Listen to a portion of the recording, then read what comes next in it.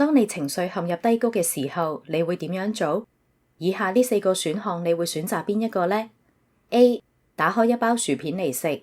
B. 打電話俾朋友。 C. 食額外劑量嘅抗抑鬱藥。 D. 去健身室出汗排解悲傷。其實多年嚟嘅研究表明，運動先至係治療各種心理健康問題嘅最佳方式之一。根據發表喺2023年2月份嘅英國醫學雜誌《英國運動醫學雜誌》上面一篇新嘅研究綜述，由13名澳洲科學家組成嘅團隊對整個領域嘅研究結果進行咗分析，發現結果更加清晰咁佐證咗呢一觀點。1000多項研究證據，為咗綜合評估體育鍛煉對成年人抑鬱、焦慮同埋心理壓力嘅積極同埋消極兩方面嘅影響，澳洲研究人員進行咗一項綜述總覽，全面綜合分析迄今為止針對呢一個領域進行嘅所有研究。為此，佢哋查看咗接近100篇評論文章，包括1000多項研究，涉及超過10萬多名參與者。換句話講，佢哋做咗一個系統性嘅綜述系統性評論，綜合分析咗大量嘅證據。體育鍛煉讓抑鬱症減少4至6成。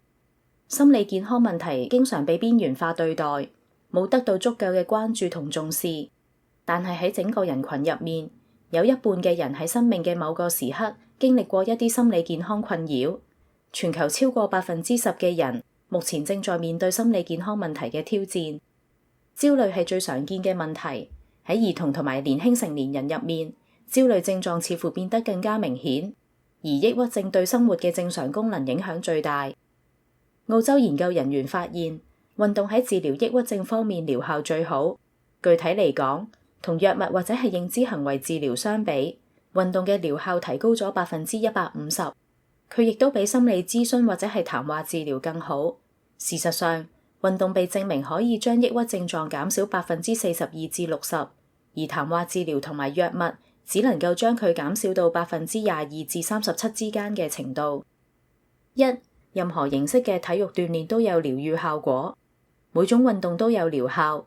好多研究涵蓋咗不同類型同埋時間安排嘅運動，結果顯示佢哋都係有效嘅。定期進行任何形式嘅活動，包括跳舞、步行或者係瑜伽，比唔做運動要好得多。不過，研究人員亦都發現，短時間高強度嘅運動效果最好。近年嚟，高強度間歇訓練已經成為一種趨勢，或者係有充分嘅理由表明值得咁樣去做。而對於老年人嚟講，簡單嘅每日散步20至40分鐘就特別有效。適合孕婦或者慢性病人。根據呢一項研究，運動對某一啲人群嘅心理健康特別有幫助，包括懷孕同埋產後嘅婦女、感染愛滋病毒嘅人，以及腎臟疾病患者。即使係身體健康嘅人，運動亦都對增進心理健康擁有極佳嘅效果。適合輕度中度患者。對於輕度到中度嘅常見情緒障礙帶嚟嘅整體心理健康問題，運動嘅療效出乎意料地好。但係患有嚴重抑鬱或者係精神失常嘅病人，可能無法進行體育鍛煉，因為先天身體原因而患有心理健康障礙嘅人，或者係晚年遭受疾病或者係傷害嘅人，亦都可能冇辦法利用體育活動嚟到改善情緒。澳洲研究人員得出嘅結論係，將運動作為一線治療方式，喺必要嘅時候使用藥物，並輔以有益嘅心理諮詢，將係患有常見心理健康問題嘅多數人嘅最佳方式。同時仲可以將節省嘅資源用於嗰啲需要使用更密集治療手法嘅病人。